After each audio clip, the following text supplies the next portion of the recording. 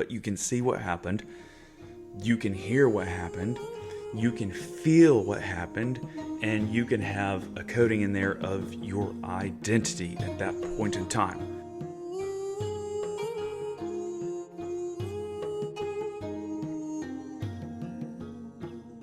Hey, welcome back to Uncivilized Rebirth. And recently I realized that you are my mission. The whole reason I'm doing this is to help other people out there who've had experiences like me or a life like mine and wants to find a way to heal, wants to be able to be freed up from the past, from all that hurting and wounding. And that's what I hope to do. I'm going to share what I've learned and what I've put together. Today I want to talk about when we have memories that put us back in the identity of being wounded and being helpless and like a child. As an adult, we can have those memories and we're like, man, I was right back there. I was that 5-year-old little kid again. And it's weird to feel that way. It's like, you can be a 30, 40-year-old person, 50, 60, 70, and still have that identity be kind of superimposed on your life at this current point in time. You're like, well, how does that work? Why does that happen? Is it just a feeling, or is it just part of that memory?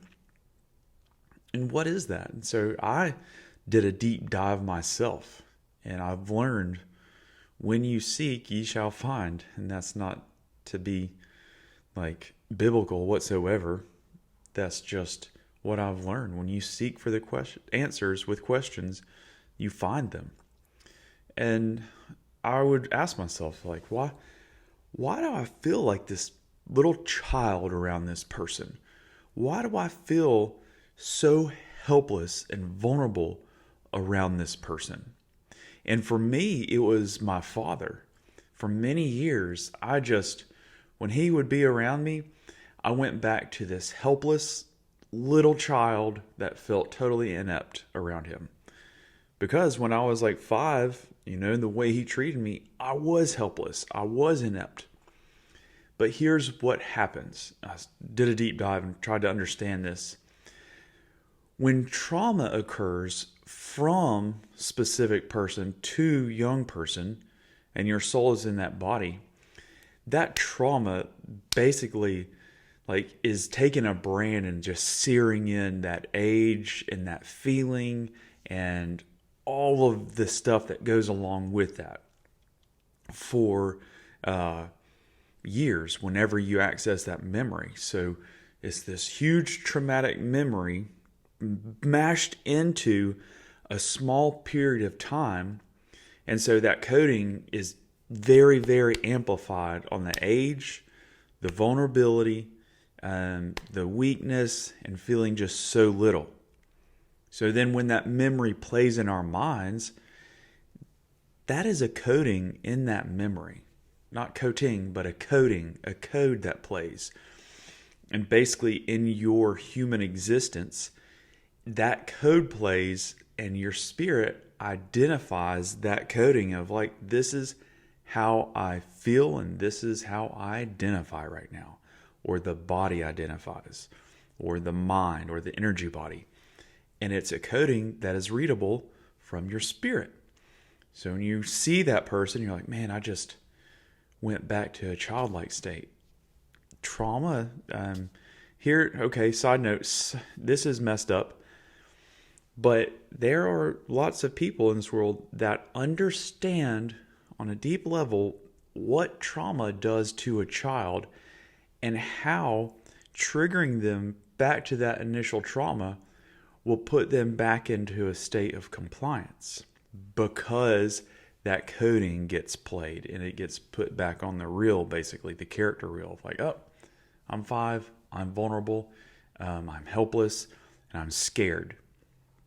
So let's look at and we'll take my circumstance for instance. So my father, whenever I would see him for most of my life, I just felt like a little child, vulnerable, scared, and I was absolutely compliant on anything he said after a certain age.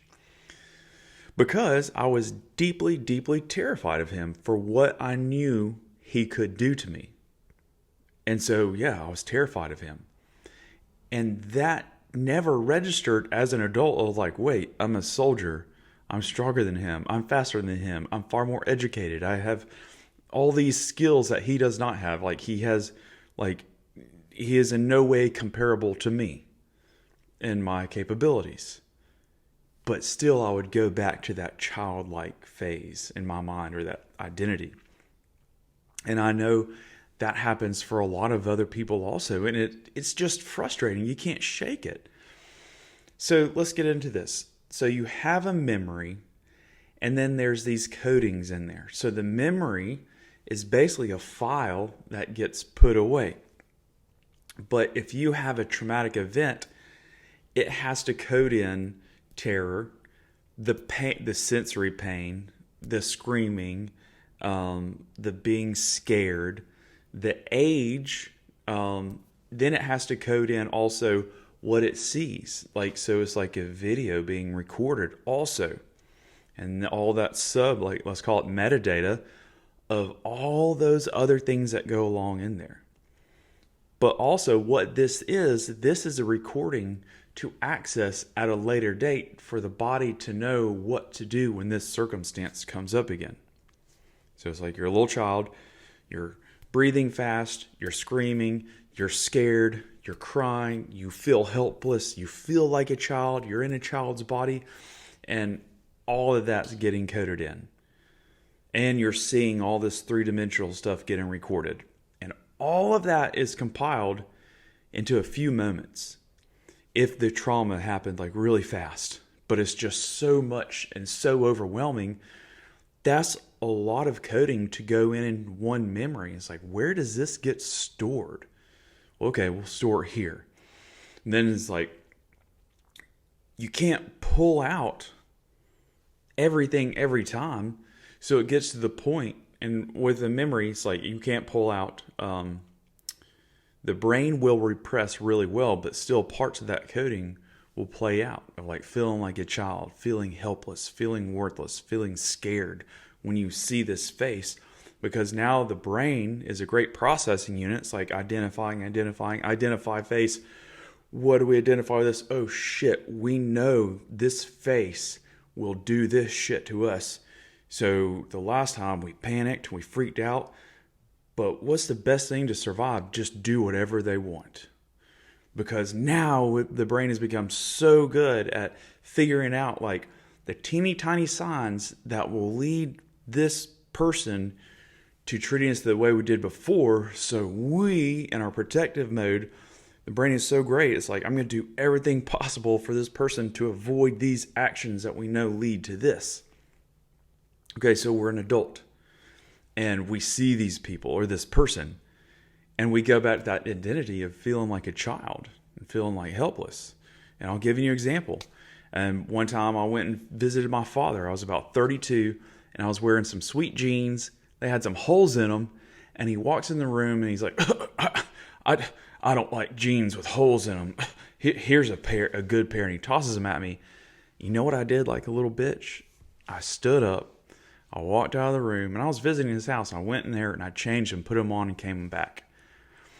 Because just seeing that man triggered me at a deep, deep, deep level of like, I'm a child, I'm scared, I got to do whatever this God tells me to do to avoid what he might do from that memory.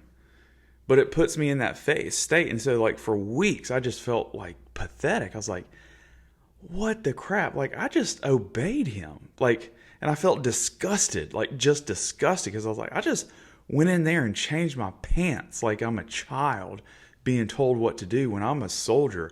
I've deployed multiple times. I've worked for amazing titans. And then this, I want to say insulting words, but I'm not. This human comes in here and tells me to change my pants, and I do it because he doesn't like the pants I'm wearing. Like, what the crap? But it's the coding that gets activated and triggered in those memories. So how do you get past that?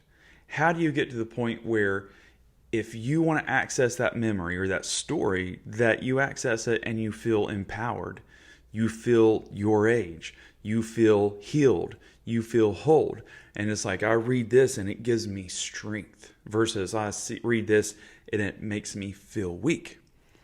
Well, what I have come to the conclusion of, and not really conclusion, but a technique, and I do it consistently, and it works very well, is, and I've talked about it in other videos, the mental library, where basically I have a library built out in my mind, and I go into that library and I open a blank book.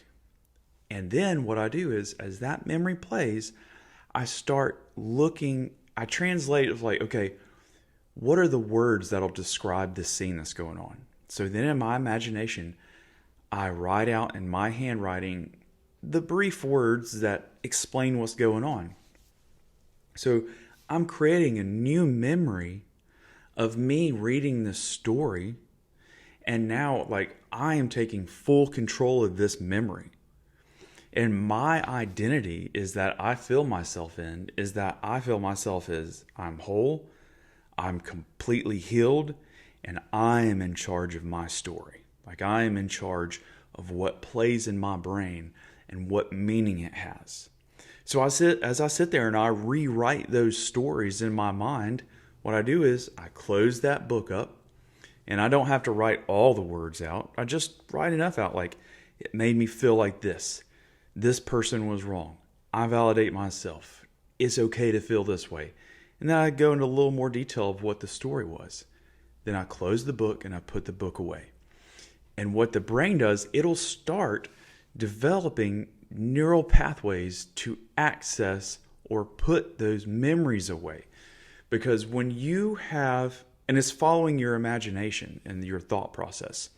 So when you have a memory play, what it does, it utilizes energy that's coming up your spine. And it's sending energy to a certain spot in your brain, access this memory, and then you're having the memory that needs to create this imagery in your mind. And that energy is going to that, and it's playing that coding, or it's playing that memory.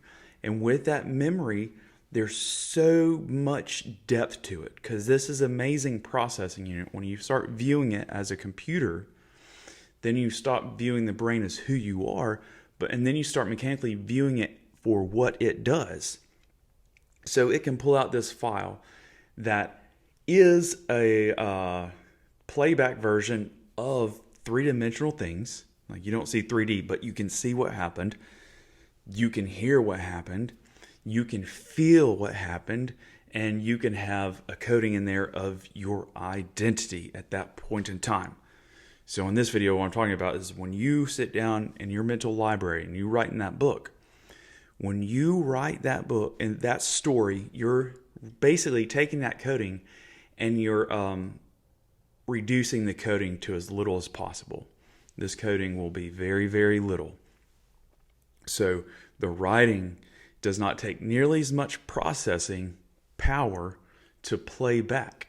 And so when you do that, you're recoding this memory, and the coding of that's lined in there when you access it in the future of, like, I'm good to go, I'm healed, this gives me power.